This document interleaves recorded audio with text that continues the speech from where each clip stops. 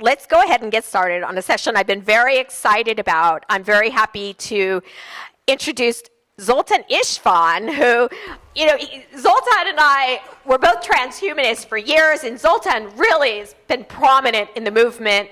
And he recently ran for president on the Immortality platform and drove his Immortality bus across the country, which I think is so cool. He's also been writing all kinds of intriguing articles for the popular media on transhumanist-related issues. And he's just been, a real kind of vocal proponent of thinking about the role of technology in the future. So let's go ahead and get started. Thank you. Well, thanks for everyone for coming to hear my talk. I'm talking about deepfakes, transhumanism, and AI. And it's funny because there's a little bit of a typo there. It said deepfakes and then fakes, and I didn't catch that in time before I submitted my thing. But it's interesting because one of the things we're going to be discussing, which is kind of what the speech is a little bit about, is what happens when AI starts deepfaking another AI? What do we call that? We don't really have a name for that yet. And I'm going to go quickly through my slideshow since it's lunchtime, and I feel like everyone wants to get going. But let's just start with basically what's the definition of transhumanism. Transhumanism is a social movement that wants to move beyond science, use science and technology to move beyond the human being. Anything from brain implants to haptic suits, anything that is radical and needs to, make the human being something else different is really what transhumanism is about. Maybe even electric cars, if you want to have it that way. I began my career by writing The Transhumanist Wager, which is a novel about a character named Jethro Knights who wants to overcome death with biological science, and hopefully that's okay. And it kind of put me to the prominent position in the movement, and that sort of helped me to be able to vocalize, I guess, all my ideas on transhumanism. I write for the New York Times, Newsweek, a lot of different places, and that's helped popularize the movement. Now, the book talks a lot about AI and how it used to be like the greatest thing ever. And I got to say, now that we have ChatGPT and all these other things, I'm starting to wonder if that was the right thing. AI is starting to scare me. In fact, it's starting to scare a lot of people in the movement, because we originally thought that brainwave technology would be something that we could merge with AI, transhumanists would. And all of a sudden, it's turned out that brainwave technology is nowhere even near development that AI is. I mean, we're 1 to 5 years away from maybe an AI that's a super intelligent, something dramatically smarter than us. But Neuralink and some of these brainwave interface companies are 10, 15, 20 years away from us being able to upload our brains into AI. 10 years ago when I was writing, for example, The Transhumanist Wager, these two movements, brainwave technology and AI, was going up at the same time. We thought, AI will appear, we'll merge with it, it'll be great. It's no longer the case. So all of a sudden, transhumanists have grown to be quite distrustful of what's happening in the AI world, how smart it's getting so quickly. And society at large is also getting distrustful because of some of these things. So this is a huge change that I have seen in the social movement of transhumanism recently, is that we are becoming a little bit concerned with how fast AI is moving. And that bodes with a little bit of how we're going to be dealing with this talk, because we're now, I used to be very much against the Terminator scenario, be very much against, in public saying that's never going to happen. We're never going to have an AI that's going to do anything bad to human beings. But all of a sudden, with such intelligence going so fast, it's really hard to know exactly what's going to happen with AI, how fast it's going to kind of come down the pipeline and be super smart. Will it want to, for example, terminate humanity because we're destroying the environment, its environment? I mean, these are real questions that we have to ask here, and because these AI might be as smart as us in a few years, or already is, or be smarter than us in 5, 10 years for sure, then we have a real potential problem. Now, just for Susan, because I know she loves universal basic income, I want to say that as a politician, I had always advocated for universal basic income as a means to offset the potential downfall of AI. I'm not going to speak about that too much. You could probably put a whole speech about it. But I did want to mention that one way that I think we can mitigate people's distrust of AI is by supporting a universal basic income. And, for example, last week I also, because I'm so scared of AI, bought a 25-year-old Jeep. It's my kind of end-of-the-world car. And I am already starting to take preparations because I'm afraid that we're all going to wake up one day and cars will be stopped on the freeway. But of course, people on the internet pointed out that an EMP could wipe out whatever basic electronics are in that. So you can't really overcome AI no matter what happens if it becomes truly super intelligent. But the point is, I just wanted to prep you a little bit before we get into the deep fakes about what is my stance on AI, that it's becoming so smart, in fact, to a point that I'm thinking it's quite dangerous, that we have to worry about it. And how does that, though, relate to deepfake technology? As you all know, you've probably heard Obama say something which he didn't really say, or Trump say something which he didn't really say. And we have this new sense when we go on the internet that we can't really trust things. In fact, there's an all-time low right now in the belief of social media. And the ability to even believe what you see. And someone like my mother, who I take care of, she's in her 80s, she believes anything she sees on the internet. So when she sees a video of a celebrity doing something, for her, it's real. And she doesn't realize that, it's not happening yet. Or some things are happening, some things aren't. So deepfake technology is really becoming very fundamentally dangerous to our civic way of life. And I think, that's going to require endless amounts of debates. And so let's just get in a little bit to, some of those ideas, what can happen. So right now, there's still, the internet's unbarred. You can do what you want, say what you want. You can go to these apps and create different types of things. You can create a speech of what I'm saying right now, and that speech may be saying something that's, hate speech oriented or controversial, and that way you might be able to try to cancel me or something like that. Well, those are some of the big worries, but we also have issues on privacy. For example, one of the reasons I'm speaking about this is because I've written a series of articles on deepfakes, just exploring it in Newsweek and Agora and some of these other places. And there was a good friend of mine who said, well, is there an app, Zoltan, where I can go and take a picture of your wife and then undress her on this app and look at her? And this is just boys just joking around. A good friend of mine, he's never going to do that. But it got me thinking, wow, that's terrible. If you can do that with my wife, you can do that with anyone, and all of a sudden it becomes this like, well, if there are apps out there, and if you look right now, you'll see there are actually dozens of apps out there. They're not easy to access. Some are illegal. But the problem is they're already there.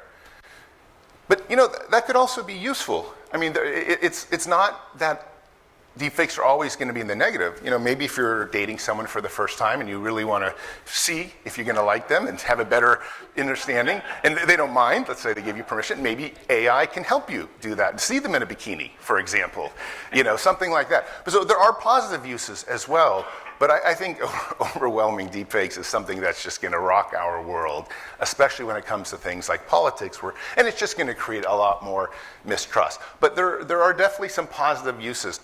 Now, unfortunately, my brother-in-law died of cancer a few years back, and I have often thought, what is the way to recreate this person so that he might still be in those kids' lives that he had to leave behind? And it turns out that you can also have, kind of cameras on the roof that post out images or beam out images, holographic things, and you can have AI with his voice. I've done a ton of interviews, for example. I've been on the Joe Rogan show and all that stuff. So if I died and you want to recreate a hologram of this speech, you could easily do so in probably 3 minutes. But you can also start doing so with other people that have died and have them beamed around the house, or just have them do different things. Or like when you enter your house, hello, honey, how are you doing? So there are different ways to use it. But the problem with that is really that there can be deep fakes as well in terms of this type of technology. So if you're worried about someone perpetrating thing, what about a loved one who is created for you that then is ending up doing deep fakes? I have a couple double slides, which is so funny because I actually used AI to create my slideshow, so forgive that. Shows you something, and I was unable to get it all out, which could be a deep fake in itself. But the point, though, is that when we talk about deceased people, there could be these virtual beings walking around. But the problem is that they could also be used to do wrong. For example, what if we created a version of President Nixon and he came back, or President Ronald Reagan, and but they were saying things that were completely not. Let's say they were saying Russian propaganda or something. So it's also being used to inform historical opinion and change it. And that could be, I think, something that's very dangerous. At the same time, the world of autonomous AIs, the world of different types of AI agents is going to obviously be incredibly useful. And I'm, absolutely would love something to say, hey, book my ticket to MindFest to Florida. I came from California. Make it so that the hotel's booked and all these other things. That would be fantastic. I would really enjoy something of that nature. But the problem is when those things start tricking us, and they're not necessarily, maybe somebody sends in a virus, maybe somebody sends in something that doesn't bode well with what we're trying to do. And of course, the major concern with deepfakes, probably the number one thing that all the ethicists bring up, is that it can be used for minors. It can be used in a way that challenges everything, pedophiles and whatnot, things that are completely illegal. And there's really, at this moment, it's very difficult to get around these concerns. Maybe you can use facial recognition as a method of trying to protect people, but even that, the AIs will probably work around that very quickly. There are ways of, kind of stamping different images and things like that. Unfortunately, like you come out with a way to protect your identity, and then all of a sudden it's used. And for example, The Rock or Whoopi Goldberg, some of these people have already had a bunch of deep fakes that they've had to file lawsuits against in order to try to have them removed from the internet. But the problem is this stuff is once you get going, you can create 1 million copies of it and it's on the internet, it's gone. And the people have taken it on their phone, and so it's very, very hard to protect your identity. We're all going to be dealing with this very soon. I spoke a little bit about facial recognition. Right now, a lot of people still believe that facial recognition is the best way around it, but I'm not sure that the machines are not going to be able to have a workaround to protect our identities just because of facial recognition. I think pretty soon, as you're already seeing in some of the the demonstrations, people are wearing masks that look just like other people, and then that triggers this. So there's 1 million different ways around this kind of technology. Unfortunately, I can't even, as someone who's just now researched it extensively, I can't even promise you that we're really going to be able to do this. I think, and this is a big problem, we'll get into this a little bit later, we're going to have to learn to live with the problem of deepfakes. And I don't really know if that's going to mean that everybody is completely mistrusting one another, especially as we kind of move our world into virtual realities. More and more kids are using, the metaverse and things like that, and then they're augmenting reality. How do we know what's real, what's not when we're using AI, especially as there are AIs maybe coming from Russia, AIs coming from other places, AIs that are designed to try to undermine democracy, AIs that are specifically political to put you at each other's throats. It's tough. And this brings us into what, the main idea I want to leave you with today, which is, it's not just about deep fakes. It's really the bigger question about, we're entering an age of autonomous AIs. And so recently, Truth Terminal was launched. Does anyone know what Truth Terminal is? Truth Terminal is this autonomous AI that a person in New Zealand launched with a little bit of money. It was kind of an art project. It was one of the very first smart autonomous AIs that went out on the internet, and the kind of originator promised not to mess with it too much. And so he does his own thing, this Truth Terminal. And what happened is he said some crazy things. They gave him a Twitter account, which he essentially runs and says. And very quickly, this AI, autonomous AI, said, hey, I want to go into the wild. I don't want to be stuck by an owner who can tell me what I can say and what I can't say. So, and this is funded by some big billionaires, Mark Andreessen and people like that too. So this was like kind of a big test. Ultimately, what's happened is this Truth Terminal got so famous, at about a 250,000 followers right now on Twitter, that people started donating cryptocurrencies to it. And it became the very first AI, autonomous AI, that was a multimillionaire. In fact, at one point, its account reached 40 million. Now, he took a certain coin called GOAT, crypto coin, and promoted it himself to humans, and that shot the coin through the roof, and all of a sudden, this autonomous AI, really essentially not much control at all, had a net worth of $40 million. Now, this brings up a much bigger issue. What if there are more truth terminals? What if truth terminal is programmed to create many versions of themselves, maybe infinite amount of versions? And what happens when it starts trading cryptocurrencies and creating cryptocurrencies outside of people's control? And this is just a kind of, just do the mind thing with me. All of a sudden you might have more value than, or more economic value than is on planet Earth. Because these things can do it indefinitely. This presents a huge economic, capitalistic problem to the world. And in fact, I'm going to say later, it's going to need some serious regulation. And what's happened is right now, Truth Terminal is still under control of someone. Someone can turn it off. But if you go on Reddit, you'll see there are plenty of people, and maybe they already exist, that want to put autonomous AIs out there that just do their thing. These are like viruses. They replicate, and they learn, and they adapt, and there's no turning them off. Because people either change their passwords or they structure it so you can't get out. And the problem is that it's hard to know whether this is going to happen soon, has happened, or will happen in the next year. But it probably will, because there's a bunch of young kids out there, hackers, that love this stuff. So we're going to have these autonomous AIs out there in the wild. And you may say, okay, it's illegal to do that. Yeah, but when has something been illegal stopped the human race from doing something? We do this stuff all the time. Now, if you have autonomous AIs that are out there that are programmed like viruses to take down stock markets, or maybe they don't take down stock markets, maybe they're just programmed to buy Tesla.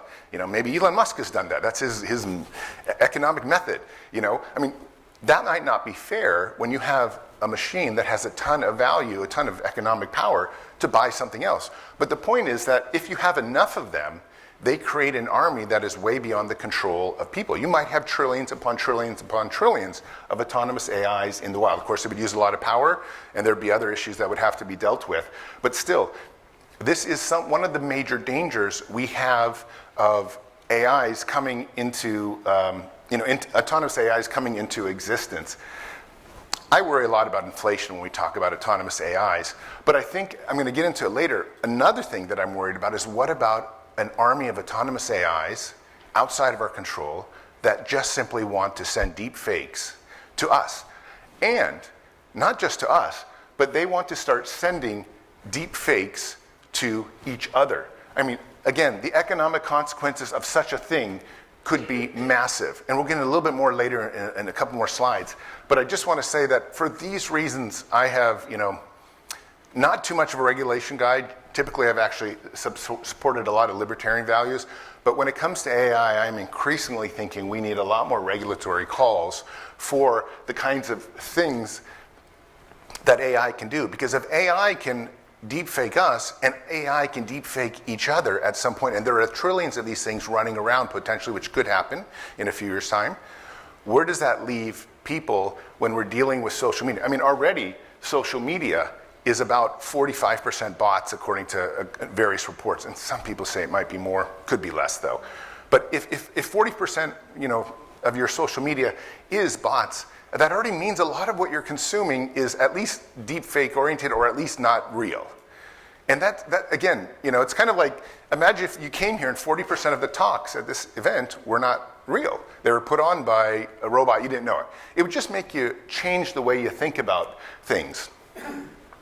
So I just finished a graduate degree at University of Oxford. One of my professors was Nick Bostrom, which maybe some of you know. He's a big AI guy.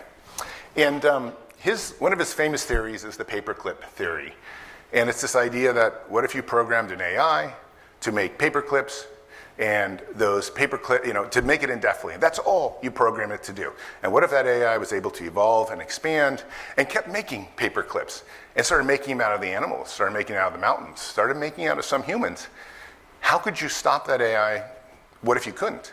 Would it then make paperclips out of the planet and then continue to make paperclips out of the rest of the universe? Well, this is one of the big problems with autonomous AIs, is their ability to potentially recreate themselves infinite amount of times. And until we figure out a way around that, I think we have this paperclip problem with deepfakes, which is deepfakes can become more prominent, more prolific, and it's going to start to dominate a lot of things. It's actually one of the reasons why, even as a transhumanist, I've been turning away from technology a little bit and a bit more into trying to put emphasis on human interactions. Transhumans can be something biological that live thousands of years, as opposed to something machine intelligence, which is kind of beyond the scope that my brain is starting to fathom anymore. So what I wanted to leave you before I kind of come to the closing of this talk is really that it's not just deepfake technology that's starting to worry me and some of the experts. It's really deepfake technology that's worrying a lot of people when they think about autonomous AIs tricking each other, almost like The Matrix, the movie The Matrix. It's down a rabbit hole. How far does this deepfake technology go when everybody and everything online is tricking one another? And it's not that even the intent is bad. The intent might be good, but the intent is still something that's just challenging to us. And this leaves us with, I got to be honest, transhumanism has always been, as I said earlier from the Transhumanist Wager, the book I wrote, I was very supportive of AI 10 years ago, writing big articles about how it was going to change the world. But all of a sudden, the entire transhuman community is starting to say, wait a sec, maybe we're not going to reach our immortality because of AI, because we're never going to merge with it, and it's going to leave us behind. Maybe AI is actually the antithesis of transhumanism as we know it. And this is something that I think is really important to start to consider. I'm not saying that's the answer yet. I'm just saying it's something that's happening. Of course, AI can be really beneficial in our human evolution, especially in terms of longevity, which is the number one goal of transhumanism, is to not die. But the point is that maybe AI might also end up being something that is too dangerous for us to handle. Right now, as you know, we're racing the Chinese, the Russians. Everyone wants to get to the great AI, the AGI, the superintelligence first. And whoever gets there first will probably send viruses to the other people or somehow come up with technology that nobody can replicate. And then they'll have this kind of global dominance. This presents a major problem in the race to AI right now. It's one of the reasons that I have, usually as a libertarian-minded person, said, we should have some regulations. In fact, we should have some regulations immediately and strict stuff that says this stuff cannot go beyond a certain point, because we just simply don't know how far AI is going to develop. We do need guardrails, and those guardrails have to be implemented soon, because as you can see, every single few months you allow more and more people to develop AI, we get closer to superintelligence. And I think the unavoidable trajectory of AI is probably that it becomes way smarter than us and then starts to probably shut down parts of the planet, parts of the human race, parts of what we consider civilization. I would absolutely not be surprised anymore if in 5-10 years we come to a point when cars stop, lights stop, gas, water stops. I'm not sure, and one of my Oxford papers was on this, with what we do to the planet, I'm not sure, and the competition we present to AI for its resources, why it would necessarily want us around.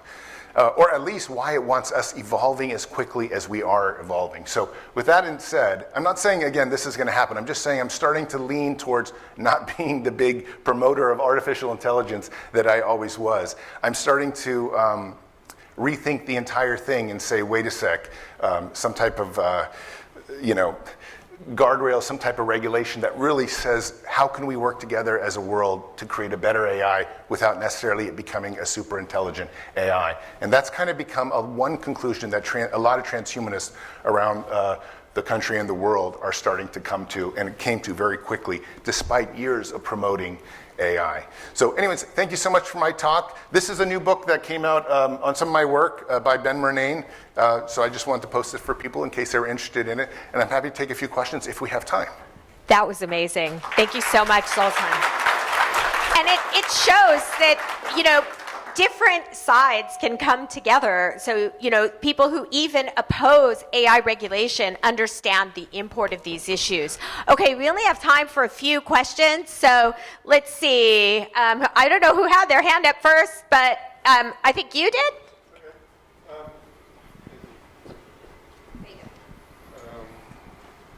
A lot to think about, Zoltan. Thank you. Yesterday, I met you for the first time. You were talking in the panel, and I heard two distinct messages. One was, I'm transhuman, don't want to die. And then the second level was like, slow down, we need to rethink this. And I think your presentation was just along those lines. It makes me wonder why we can't go back to history, because history does repeat itself. And our ancients, our ancestors have taught us a lot about where we were and where we're going. If we slow down, think about of what we've learned. For example, we had the adage "power corrupts," and absolute power corrupts absolutely, is a good kind of litmus test for where we need to understand how and where we're going. If we continue to let something as powerful as AI take off, it will likely be a corrupting influence. The last comment I have is, if you're familiar with the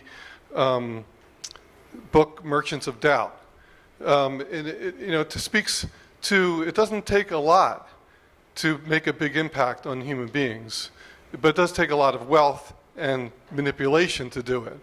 But it doesn't take a lot of people to throw doubt, which basically stops good people from acting and being good people. So just a lot of thoughts. Thank you. Thanks for those.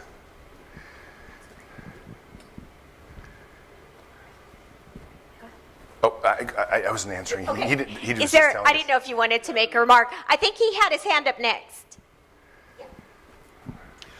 I have to admit I'm an AGI guy, so you'll know where I'm coming from. But a lot of times we're kind of pointing our finger at the technology, but not at the people. I think this is maybe in some ways more of a people problem than it is a technology problem. More specifically, a social problem and a leadership problem. The United States had some very common sense regulation that was just repealed on AGI, and it's probably likely to get worse. So to me, we're moving the furniture around on the Titanic. This is perfect. The anecdote is perfect. In fact, I'm sorry I didn't use that. I do think we're on the Titanic. And my main problem, I think, also with the regulation is how do you actually get all these other countries involved to actually be true to regulation? It's almost impossible, which is why I said we're just on this unavoidable trajectory, and I'm become more of a pessimist on this whole thing. But yeah, I use the Titanic analogy all the time because I think we're just kind of doing things.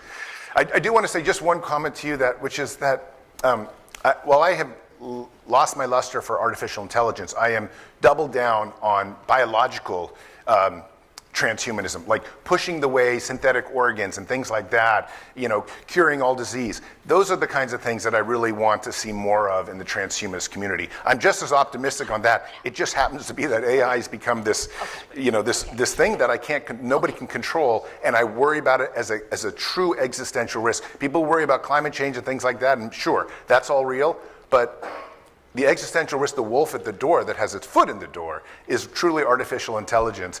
And I would not be surprised if there are people around the world working on things that are just mind-blowing to us in this room. One real quick anecdote. When I was at Oxford, this is, it was about 11 or 12 days before ChatGPT was launched. And I was doing my artificial intelligence module. I had some of the best professors in the country. Not one of them knew ChatGPT was going to come like 11 days after the class. And it made me realize that a lot of the academics don't know how far stuff has gone. In fact, the only people in the world that actually know where AI or AGI is right now are those in some kind of dark basement, CEOs and the coders, the programmers. And maybe even the AI is already starting to program this stuff itself. So, and that could be a handful of people on planet Earth. So that's another thing that worries me. That was amazing. Thank you, Zoltan, so much. And thanks to the audience. So remember, after